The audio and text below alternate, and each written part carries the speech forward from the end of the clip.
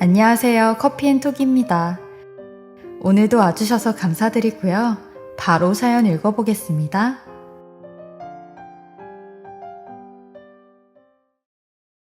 안녕하세요. 서울에 거주 중인 40대 초반 경찰입니다. 20년 전 아내가 하루아침에 홀연히 사라져버린 사건이 발생했습니다. 그 이후 10년이란 시간 동안 실종 상태인 아내를 찾느라 발벗고 잠 한 번 편히 자본 적이 없었습니다. 그리고 며칠 전 드디어 아내를 찾게 됐습니다. 아주 의외의 장소에서 말이죠. 때문에 저희 부부 사이는 좋아지기는커녕 악화됐습니다. 실종 사건 이면이 충격적인 진실이 숨겨져 있기 때문입니다. 저와 아내는 대학교 동창이었습니다. 어릴 적부터 경찰 되는 것이 꿈이었던 전 대학을 졸업하고 3년간 경찰 시험에 도전을 했습니다.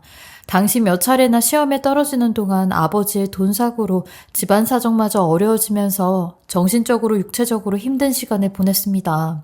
그때 제 곁을 묵묵히 지켜줬던 것이 아내였습니다. 저는 고마운 줄도 모르고 갈수록 쌓이는 스트레스를 조금씩 아내에게 풀기 시작했었죠. 그때 아내는 경찰이 되면 다 갚아주겠다는 마음으로 꾹 참아줬다고 했습니다. 한결같은 마음으로 믿어준 아내 덕분에 전 시험에 합격했고 당당히 경찰이 됐습니다. 이제는 정말 아내에게 잘해줄 일만 남았다고 생각했었죠. 아내도 그걸 기대하고 있었을 테고요. 그런데 경찰이 되고 제 생활은 더욱 힘들어지고 바빠졌어요.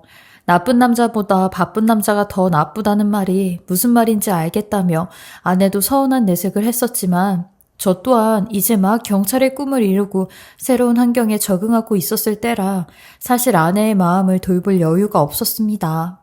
계속되는 새벽 근무에 지쳐있던 어느 날 아내에게 전화가 걸려왔습니다.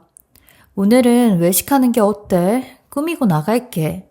어딘가 들떠있는 듯한 목소리였어요. 저는 그날도 힘들어서 집에 들어가서 쉬고 싶은 마음뿐이었는데 생전 어디 가자는 말을 먼저 꺼내지 않은 아내였기에 그날만큼은 밤늦게 술집을 예약했습니다.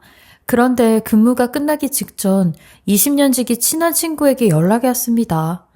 친구야, 오늘 볼 수 있냐? 나 고민이 있어. 친구의 힘없는 목소리가 걱정됐어요. 그래서 전 아내와 외식하기로 한 장소로 친구를 불렀습니다. 일하다 보니 정신이 없어서 아내에게는 이 사실을 미처 말하지 못했습니다. 일이 끝나고 외식 장소에 조금 일찍 도착해서 기다리고 있었어요. 잠시 후 멀리서 아내가 걸어왔습니다. 예쁜 원피스에 처음 보는 구두까지 아내가 한껏 멋을 내고 왔더라고요. 그날은 저도 아내를 보고 오랜만에 가슴이 두근거렸던 것 같아요. 아내는 해맑게 웃으며 자리에 앉았습니다. 우리는 신혼으로 돌아간 것처럼 서로를 바라보며 대화를 나눴어요. 아내는 제게 그동안 힘들었을 텐데 서운하다는 말만 해준 것 같아서 미안했어. 나도 이제 좀 꾸미고 다니려고. 여보한테 더 사랑받는 여자가 될 거야. 라고 웃으며 손을 꼭 잡아주었습니다. 그리고는 선물 상자를 건네더라고요. 제가 평소에 갖고 싶었던 시계가 들어있었습니다. 오늘 무슨 날이야? 갑자기 웬 선물? 그러자 아내가 서운한 듯 입을 삐쭉 내밀면서 결혼기념일이라고 말해주더라고요. 저는 너무 미안해서 어쩔 줄 모르겠더라고요. 그리고 그 순간 떠올랐죠. 그곳에 친구를 불렀다는 사실이요. 이내 친구에게 전화가 걸려왔고 전 아내에게 솔직하게 얘기해야 했어요. 오늘이 결혼기념일인 것도 모르고 친구를 불렀어. 자기도 아는 친구야. 괜찮지? 그러자 아내 표정이 차갑게 굳으며 이내 눈물을 글썽이며 얘기했어요. 당신이랑 다시 가까워지려고 이렇게 노력하는데 당신은 뭐야? 선물은 바라지도 않아. 결혼기념일인 거 당연히 모를 거라고 생각했어.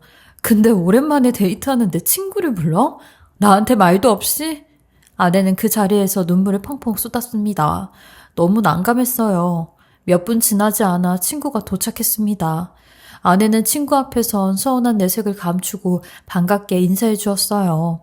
그렇게 술을 마시고 친구 녀석이 취했는지 만나자고 한 이유에 대해 털어놓기 시작했죠. 아내가 웬 젊은 남자와 바람이 났다며 괴로워하더니 이내 눈물까지 보이더라고요. 그런데 친구 녀석이 눈물 흘리는 모습을 본 아내가 덩달아 같이 울더라고요. 시간이 어느 정도 지나고 나서야 친구 녀석도 진정을 했는지 머쓱해서 몇 마디 농담을 던지더라고요. 친구는 제 아내를 보고 너무 아름다워지셔서 못 알아볼 뻔했어요. 이 녀석이 바람 피는 줄 알았네요. 라며 웃었고 친구의 농담에 제 아내도 즐거운 듯 웃더라고요. 아내는 친구에게 바람 피운 아내 얘기를 하면서 눈물까지 보이시고 아내분을 진심으로 사랑하셨나 봐요. 마음이 따뜻하신 분 같아요. 라고 얘기했어요. 그 얘기를 듣는 순간 괜히 찔리는 마음이 드는 건 어쩔 수 없더라고요. 전 친구에게 오늘 일을 사실대로 말했어요. 사실 오늘이 우리 부부 결혼기념일이야. 근데 내가 까맣게 잊고 너랑 약속을 잡았지 뭐야. 그러자 친구는 너무 미안하다며 눈치가 없었다고 지금이라도 일어나겠으니 오붓한 시간을 보내라고 했죠. 그렇게 친구를 보내고 저희도 자리에서 일어나려고 하는데 친구가 다시 들어오는 게 아니겠어요? 그러더니 제 아내에게 꽃을 안겨주며 제 친구 녀석 대신입니다. 오늘 분위기 망친 거 죄송해서 드리는 거예요. 라고 했고 꽃을 받아든 아내는 꽤나 감동한 것 같더라고요. 생각해보니 꽃을 좋아하는 아내에게 꽃을 사준 지가 언젠지 기억도 나지 않더라고요. 저는 그날을 계기로 아내에게 더욱 잘해주리라 마음을 먹었습니다. 하지만 사람은 고쳐 쓰는 게 아니라고 했던가요? 바쁜 하루하루를 지내다 보니 아내에게 다시 소홀해지더라고요. 그러던 어느 토요일 저녁이었어요. 소파에 누워서 TV를 보고 있는데 웬일로 화장을 한 아내가 옆으로 와서 앉더니 우리 어디 놀러 갈까? 나 오늘 오래간만에 꾸몄는데 자기랑 기분 내고 싶네 라고 하더군요. 저는 어디 나가려면 준비하랴 운전하랴 힘들 것 같아서 그냥 저번에 만난 친구를 불러 놀자고 했습니다. 제 친구도 마침 집에 있었다며 좋아했죠. 집으로 놀러온 친구는 마카롱을 한 박스 사들고 와서 아내에게 건넸습니다. 저는 유난히 기뻐하는 아내에게 자기 단 거 안 좋아하잖아 라고 묻자 아내는 내가 제일 좋아하는 디저트가 마카롱인데? 라며 퉁명스럽게 답했어요. 그러자 제 친구가 마카롱 싫어하는 여자는 드물지 라며 받아쳤습니다. 순간 묘하게 기분이 나빴는데 그러려니 하고 넘어갔죠. 그리고 일주일 정도 지났을 때 아침에 눈을 뜨니 오랜만에 고소한 참기름 냄새가 났어요. 무슨 냄새인가 싶어 밖으로 나가보니 아내가 아침 일찍부터 밑반찬을 만들고 있더라고요. 무슨 일이야? 당신 요리 끊은 지 오래됐잖아. 라고 묻자 아내는 매번 사먹는 것도 지겨워서 솜씨발이 좀 해봤어. 많이 했으니까 자기 친구한테도 좀 갖다 주자. 여자가 바람나서 남편이고 자식이고 돌보지도 않는다잖아. 생각할수록 안타까워. 좋은 분인데. 라고 하더라고요. 평소 정이 많은 아내였기에 당연히 할 수 있는 일이라 생각했죠. 속 깊은 아내가 기특하더라고요.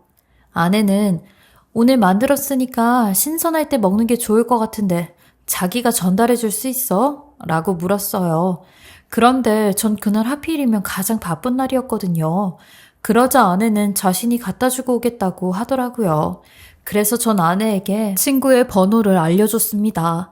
그날 밤 친구에게 반찬 잘 먹겠다며 고맙다는 문자가 왔습니다. 속 깊은 아내를 둔 건 전생에 착한 일을 많이 해서 그런 거라며 저더러 복 받았다고 부러워했죠. 저도 시간이 갈수록 저를 잘 배려해주고 맞춰주는 아내에게 고마워지더라고요. 그렇게 아내가 달리 보이기 시작했고 전 아내에게 다시 집중하려 노력했습니다. 주말에도 아내와 함께 시간을 보내려고 노력했고요. 그런데 아내의 분위기가 묘하게 바뀌어감을 느꼈습니다. 전처럼 저를 사랑스럽게 바라봐 주지도 않고 외식을 하자는 말도 하지 않았고요. 친구와 약속이 있다며 집을 비우는 날이 잦아졌어요. 저는 저를 은근히 피하는 아내에게 뭐가 불만이야? 요즘 왜 그러는데? 라고 물었어요. 그러자 아내는 나도 이제 당신이 사랑해주길 기다리면서 애태우지 않을 거야. 내가 하고 싶은 거 하면서 살 거야. 내가 좋아하는 사람들 만나서 시간 보내면서 행복해할 거야. 저는 아내의 말에 충격을 받았어요. 한 번도 이런 말을 해본 적이 없는 아내였으니까요. 저는 이러다 아내가 영영 떠나버리는 건 아닐지 걱정이 됐어요. 그래서 아내가 갖고 싶다던 선물을 사주고 아내와 시간을 많이 보내려고 했죠. 그런데 술을 한잔 하던 어느 날 아내가 눈물을 보이더라고요. 내가 미안해. 잠깐 우울증이 온 것 같아. 금방 괜찮아질 거야. 당신한테 미안해. 조금만 기다려줘. 그날 밤 저는 관계를 회복하고 싶어서 한껏 분위기를 잡고 아내를 안았어요. 그런데 원래 하던 대로 해. 억지로 노력할 필요 없어, 자기야. 라며 제 손길을 거부하더라고요. 그때 전 정말 깜짝 놀랐습니다. 한 번도 느껴보지 못한 아내의 차가운 거부에 심장이 다 덜컹하더군요.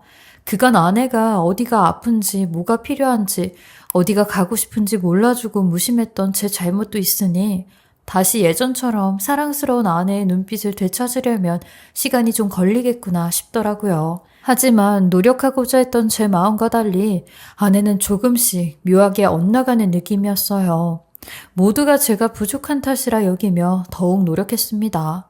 그런데 한 달 정도 지났을 때였을까요? 아내가 동창을 만나러 나간다면서 처음 보는 원피스를 꺼내 입었습니다. 새로 산 옷이야? 너무 달라붙어서 좀 민망한데 다른 옷 입고 나가지 그래? 그러자 아내는 어딘가 신경질적이게 답했어요. 평소에 자기가 옷을 사줘봤어? 뭘 했어? 나도 취향이라는 게 있어. 그냥 둬. 그러더니 평소 안 하던 눈화장까지 곱게 하더니 나가더라고요. 그 길로 아내와 연락이 끊긴 겁니다. 그날 밤 아내는 핸드폰이 꺼진 채로 집에 들어오지 않았고 동창들을 수소문해 전부 전화를 돌려봤습니다. 그리고 그날 밤 제 아내를 만나기로 한 동창과 연락이 닿았습니다. 그런데 제 아내가 약속 장소에 나오지 않았다는 겁니다. 저는 초조해 미칠 것 같았어요. 그리고 다음날 오전 일찍 실종 신고를 했습니다. 그렇게 이틀, 3일, 일주일이 지났고 오지 않는 아내의 연락을 기다리느라 잠도 편히 들 수 없었죠. 하늘이 무너지는 게 이런 거구나 싶더라고요. 실종자 전단지를 만들어서 매일 뿌리고 붙이고를 반복하고 경찰로서 할 수 있는 모든 수단과 방법을 동원해서 아내를 찾았습니다. 하지만 아내의 핸드폰이 꺼져 있어서 위치 추적이 불가했어요.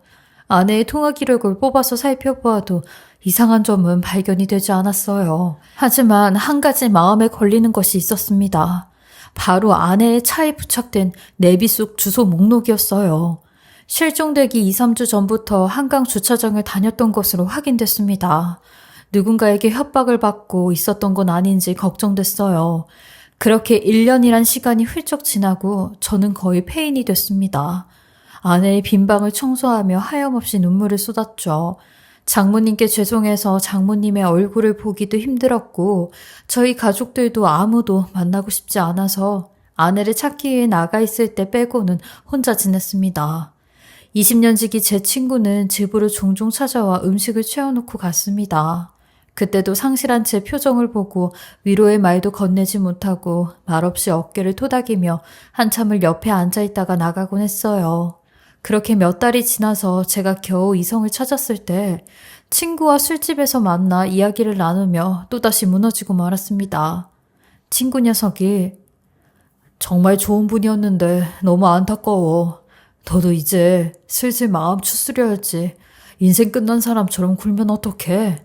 아내분도 그건 원치 않으실 거야.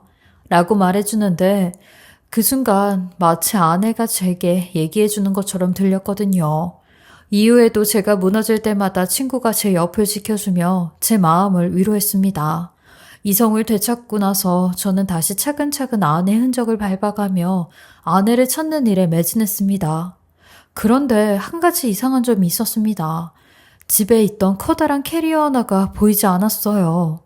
아내가 친정집에 두고 온 것인가 싶어서 전화를 해봤는데 가져간 적이 없다고 하더라고요. 당시 아내가 동네 마켓 어플로 필요 없는 물건들을 열심히 처분했던 때라서 중고거래를 한 건가 싶었습니다. 저는 아내가 너무 보고 싶어서 가족 앨범을 꺼냈습니다. 사진 속 웃고 있는 아내의 모습을 보니 또다시 하염없이 눈물이 흘렀죠. 이때 내가 잘해줬다면 이 미소를 잃지 않았을 텐데 주말이면 놀러가고 싶어서 눈이 반짝이던 아내를 외면하지 말았어야 했는데 그랬다면 아내가 그리울 때마다 꺼내볼 추억이 더 많이 생겼을 텐데 오만 가지 생각들로 지난날의 제 자신을 후회하고 있었습니다. 그런데 아내가 가장 좋아하는 사진 한 장이 보이지 않았어요. 그 사진은 아내가 제일 아끼는 장모님과 함께 찍은 사진인데 말이죠. 옷장 깊숙이 꽂아둔 앨범에서 아내가 아끼는 사진 한 장이 없어졌다는 게 이상했어요. 그 외에도 아내가 아끼는 신발과 옷가지들이 사라졌다는 걸 알게 됐죠. 순간 도둑이 들었나 싶었지만 아내가 아끼는 것만 쏙쏙 훔쳐가고 앨범 속 사진을 빼가진 않았을 것 같더라고요. 어쩌면 아내는 실종이 아닐 수도 있겠다는 생각을 처음 하게 됐습니다. 저는 순간 아내의 핸드폰에 전화를 걸고 싶어졌어요.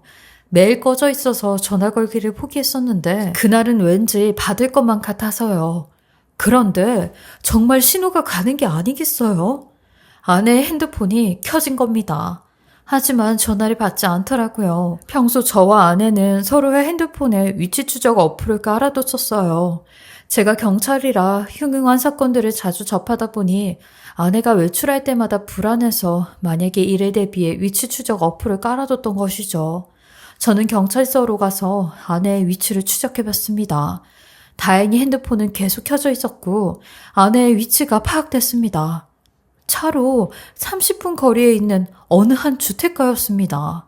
정신이 반쯤 나갔던 저는 경찰차를 타고 홀로 주택가로 향했습니다. 하지만 주소지를 덮쳤을 때 아내는 사라지고 없었습니다. 핸드폰도 물론 다시 꺼져버린 상태였고요.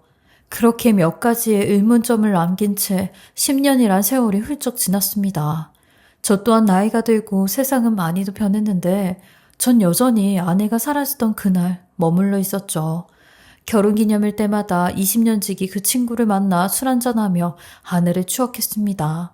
그날만큼은 힘든 생각을 하지 않고 좋은 사람을 소개시켜주겠다는 친구의 말에 콧방귀를 끼며 시시콜콜한 주식 얘기나 하면서 시간을 보냈습니다.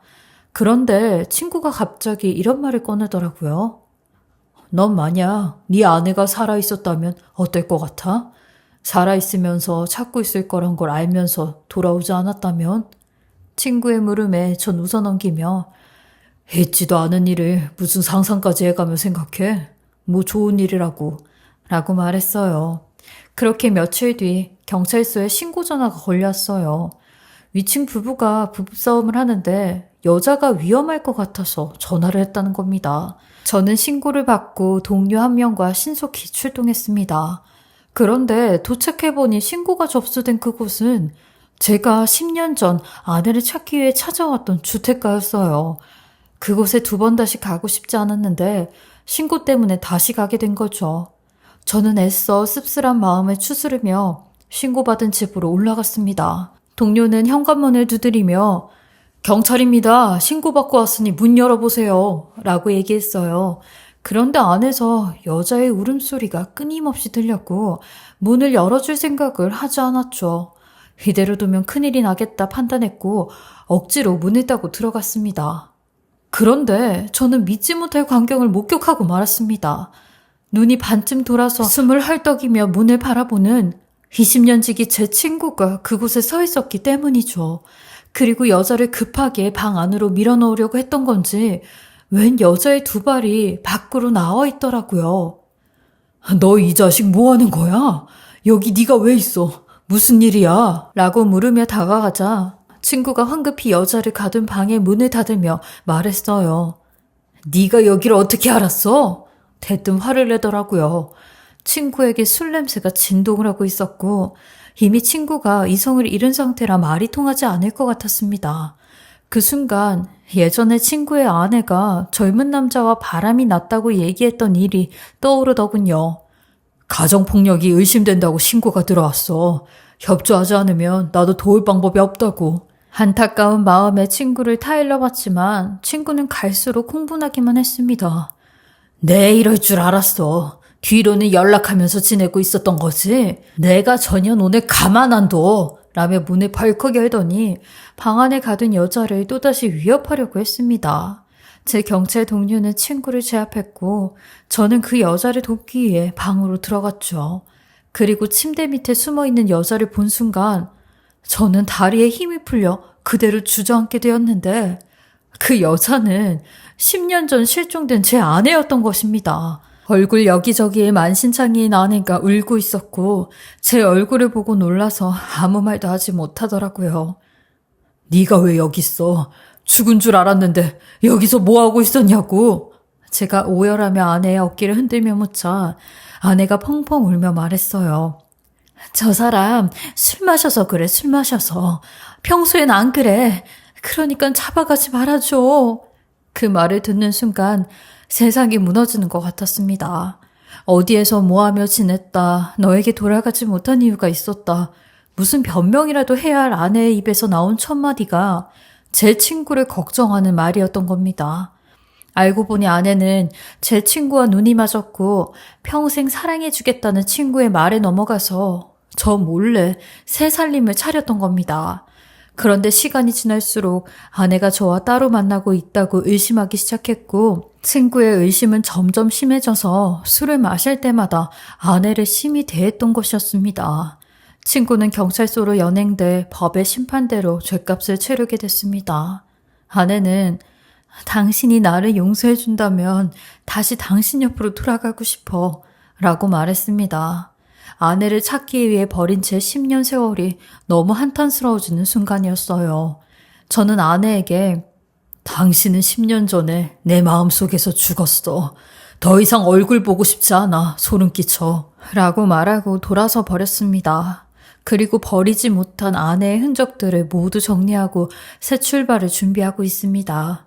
사랑했던 아내의 배신, 아내가 실종된 10년 동안 믿고 의지했던 한 20년 지기 친구의 배신에 저는 한동안 제정신으로 살아갈 수 없었고 정신과 상담을 병행하며 마음을 치유하는 데 집중했습니다.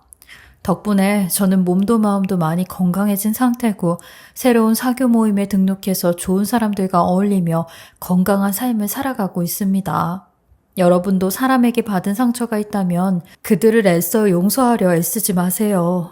그렇다고 두고두고 미워하고 복수를 꿈꾸며 자신의 인생을 망치지도 마시고요. 지금 내가 가장 행복한 것이 최고의 복수입니다. 항상 건강한 마음으로 다가올 따뜻한 봄을 만끽하며 살아가시길 빌겠습니다. 감사합니다. 지금까지 커피앤톡이었습니다. 오늘도 끝까지 함께 해주셔서 감사하고요. 저는 다음 영상으로 찾아뵙겠습니다.